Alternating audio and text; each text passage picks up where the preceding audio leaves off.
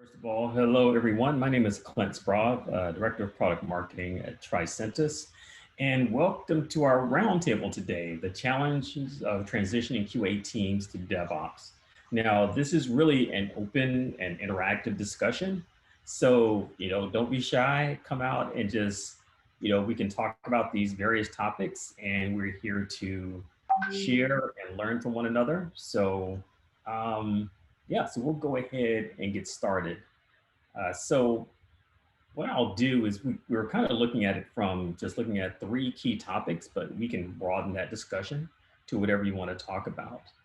Um, so one of the reasons that we chose this particular roundtable as a topic of discussion is that most of the companies that we've worked with, especially the ones that I've worked with directly in the past, they've been struggling with trying to implement DevOps and really implementing testing or continuous testing into the CI/CD pipeline.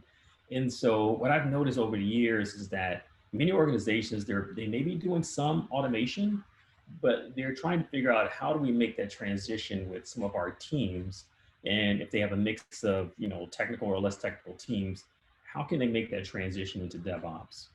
So does anybody have any, tips or things that they've done in the past in terms of integrating with quality into their DevOps processes, specifically when CI/CD?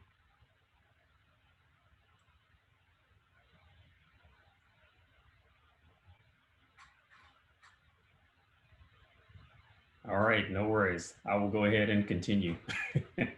so I'll give you an example. One of the biggest challenges that I've seen, and you can, you tell me whether or not you've run into this within your organization, is how do I implement continuous testing within the CI/CD pipeline? And how do I shift left and get as much testing as possible? So what I've run into is that when teams are using some of the DevOps specific tools like either, GitHub or GitLab or Circle CI, for the continuous integration portion, and they try to implement testing. Some organizations, they struggle with how do I configure the YAML file so that I can properly implement continuous integration. And most organizations, even though they may have this, the ability to add that to their DevOps pipeline, many of them struggle in terms of how do they maintain and continue to get quality and get quality metrics. So I've seen a lot of organizations just kind of struggle with that directly. If you want to, you can tell me what are some of the challenges that any of you have with just DevOps in general in testing.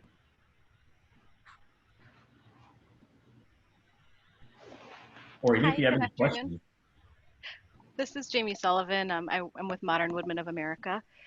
Mm-hmm. And one of the challenges that we're having is that as an organization, we are project focused rather than product focused.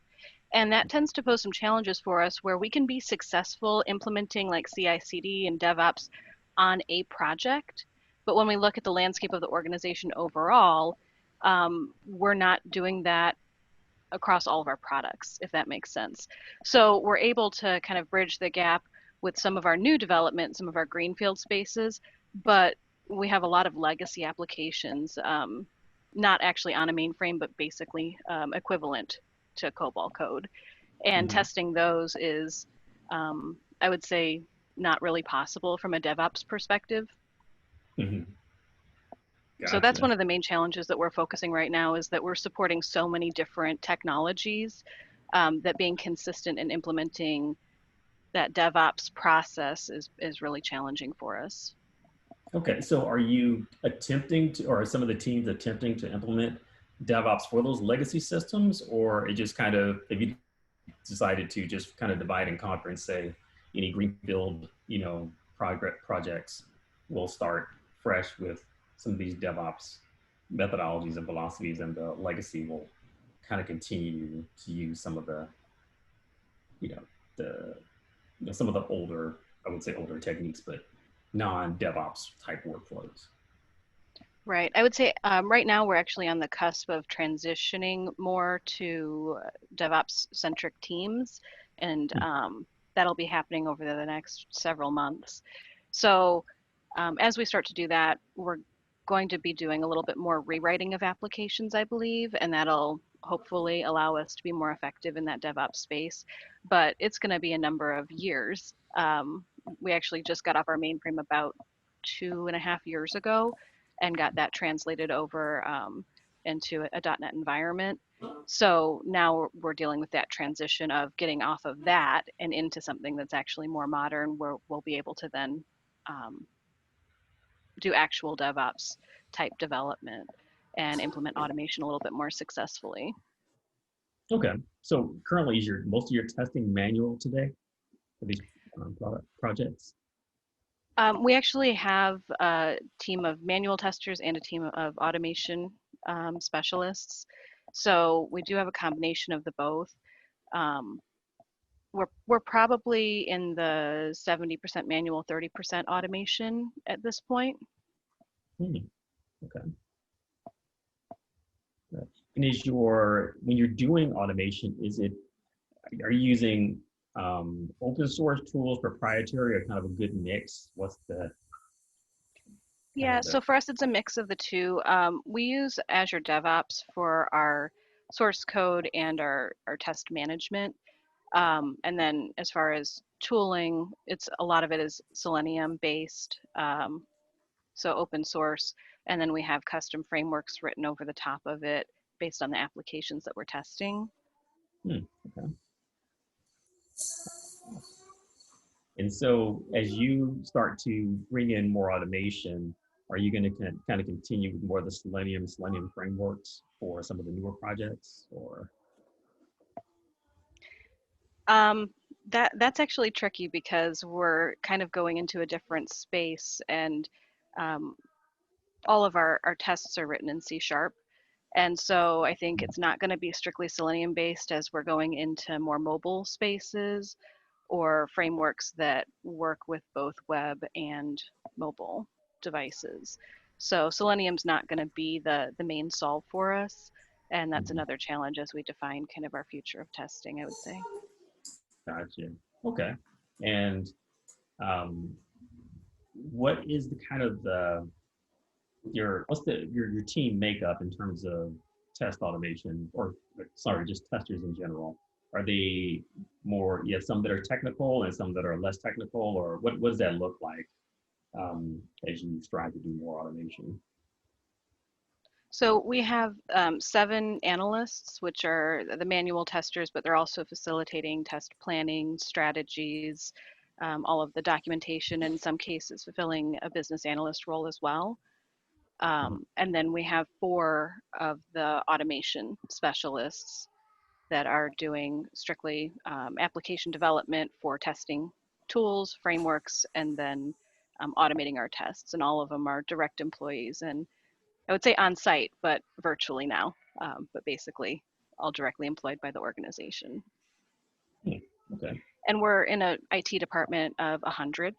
So there's 12 of us overall supporting, about 90 developers. Oh, wow. Okay. So so how are they divided? Is it like they're just kind of assigned certain projects and just kind of pulled as needed? Right. That's basically how it works. I assign and manage on a project by project basis. And so as we look at what the future holds, shifting towards that product focus and less the project space, I think will be very interesting and probably helpful in terms of focus. But each person is typically on 3 to 4 projects at a time. Hmm. Okay. Okay. Now, although you have, you mentioned the challenges, that you have in terms of making that transition. Do you feel you and your team have a certain level of success going so far? And you're just kind of gradually moving on that journey. What's your kind of take on that? So quality assurance as a separate practice is only about 5 years old at my organization. So we've been spending the last 5 years building really from the ground up with all of the processes, practices, tools, technologies, and everything. And I would say we've been building successfully over those 5 years and gaining um, ground and acceptance. We have a lot of legacy code developers and a lot of processes where the developer was essentially the subject matter expert, the business analyst, the developer, and the tester. So starting to take and shift all of that into separate processes and practices has been interesting. But we're definitely gaining buy-in over the years, and to get to a point of 30% automation in 5 years, building from the ground up, I feel like has been definitely a success for us. But we have a lot to learn. We have a long way to go, and this has been a really helpful forum so far because a lot of the topics really resonate in things that we're exploring and shifting into. Okay, awesome, awesome. So, Jamie, do you have any questions for the folks in the panel or for me, and anything that you want to talk about specifically that you can, Yeah, you I know? guess I'm wondering if anybody else has run into that transition of going from project focus to product focus. And I'm wondering if there's any insight that you can provide or maybe strategies for change management on that front in getting that DevOps mentality more firmly cemented and accepted. And again, this is open to anyone on the panel. You can, discuss what you've run into and what you've done in the past.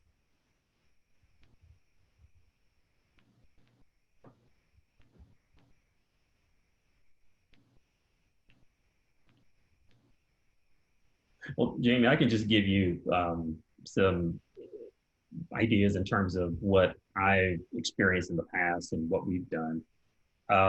So previously, I worked for a company called GitLab, and developed CI/CD solution. And I worked with a lot of customers who were in a similar situation, going from project to product. And the transition really has to start from, and again, not necessarily knowing all of your situation, but what I've seen in the past is I've worked with certain customers in different spaces, whether it's retail, finance, or the insurance industry, where when they were trying to make that transition, it really started from the top, from that VP of engineering or VP of app dev, or anyone that was kind of leading that DevOps transformation. And these are organizations that I've worked with that they have large separate QA teams. And what they've done is they've actually set it up to where they could, when they make that transition, there were certain things that they made sure that they couldn't make the transition unless they got complete buy-in from their QA leaders in terms of what that process is going to look like. So I'll give you an example. I had one organization to where the dev teams pretty much chose the solutions that they were using for CI/CD, but the QA team was responsible for understanding, okay, how are we going to do, we still have a lot of manual testers.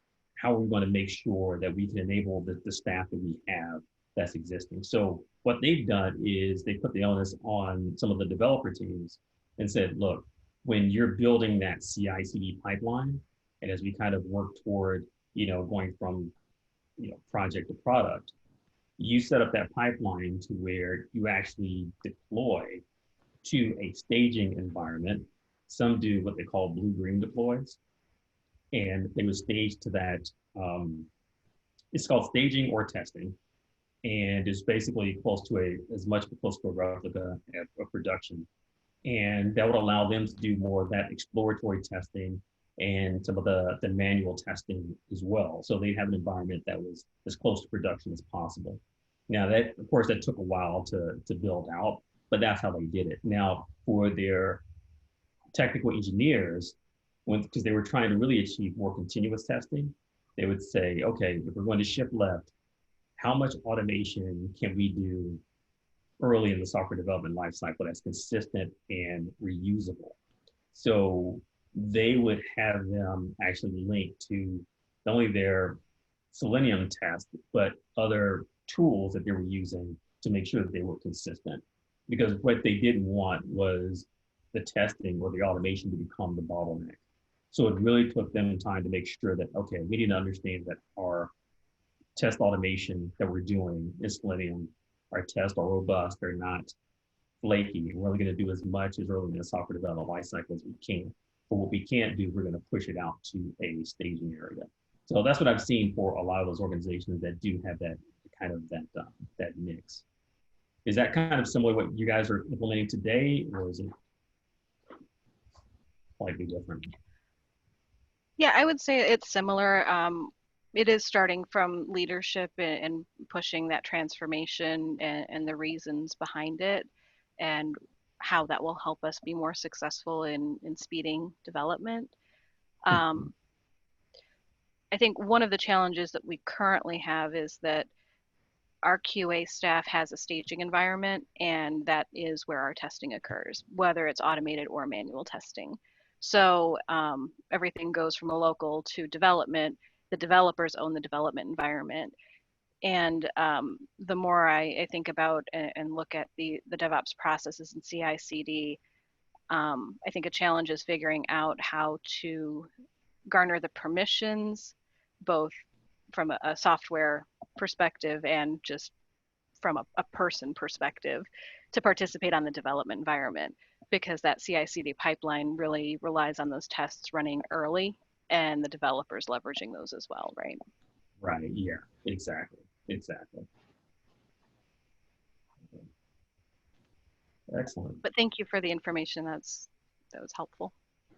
No, not a problem. Not a problem. Um, I was trying to think of some additional resources that you could tap into that would give you a little bit more insight into that. Um, Probably one of the biggest resources that I use is um, just devops.com, just to get kind of a general feel of how other teams are implementing that. Um, there are other techniques and tools that are out there, but I don't want to get tool specific. It's really more about, the people and the process and how you implement that. But there are a lot of good resources out there. Are you, and this is also for the rest of the panel, do you have any testers on your team that want to transition to do automation? And if so, are you kind of sending them through training, or what does that look like? Is anyone doing that at all? Let me ask you this. What has been the hardest aspect of just QA in general, quality in general, for anyone that you just struggle with and say, you know what, this is one piece that we just cannot really get going? Does anyone have any experiences they'd like to share, or an area that they really struggled with? Or on the flip side, anything that's positive that's really worked for your organization that you want to share? Getting out of testing and into quality is a constant challenge because we are bogged down in the day-to-day project throughput, right? And solving those tactical problems. And so focusing on the strategic and playing that long game of understanding what we need to be doing today to set us up for success in the future, but also looking at the overall quality. What does it look like to test in production? And why is that important? For the first year, we did nothing in performance testing. We were just trying to figure out how to do our UI tests. API wasn't a consideration. So, thinking about the different types of testing and then overall, what does quality mean to the organization? That's really a challenge for me. Gotcha. Yeah, and I've seen that for a lot of organizations because quality kind of really spans across, several areas, especially if you're looking at, continuous testing. You've got, like you said, UI, functional testing, you've got API, you've got performance testing, which many times, even with our company, we recommend that you try to test, even do performance testing earlier in the life cycle so you can get a baseline of performance metrics. And You've got microservices, so you've got all these different components, you've got feature flags, being able to, like you said, test in production monitoring. So it kind of, spans the whole gamut of quality, and that can be a challenge for most organizations, especially because if you look at something like performance testing, it's not necessarily a general skill that you can take someone that's being UI automation and kind of say, well, now I need you to work on performance and understanding where some of these performance bottlenecks or root causes some of these issues are. So that's been a challenge. I've seen a lot of teams where they just hire um, specific or individuals with their specific skill set and say, okay, we're going to have a performance test engineer, and this person, all they're going to do is focus on performance metrics, and how they'll be able to integrate that into the CI/CD pipeline, and getting away from some more of the less of the UI aspect of it. Um, Another thing that I've seen as well, because I've also worked at companies where we've sold dev tools, and the biggest focus lately has been really the push for, the latest and greatest buzzword, DevSecOps. So it's been a push toward security more so than other parts of quality. And I'm seeing quality really being focused on some of the DevOps or the dev-centric metrics, such as, the number of merge requests or pull requests, total number of commits, you know, um, versus, some of the more quality-centric metrics where you can get a feel for how are we doing overall as a company in terms of, or project or product in terms of quality. So I've seen it, kind of expressed different ways in terms of those organizations that were having similar issues to you. So, Thank you so much for your time. no problem. Thank you. Thank you. And take care, everyone.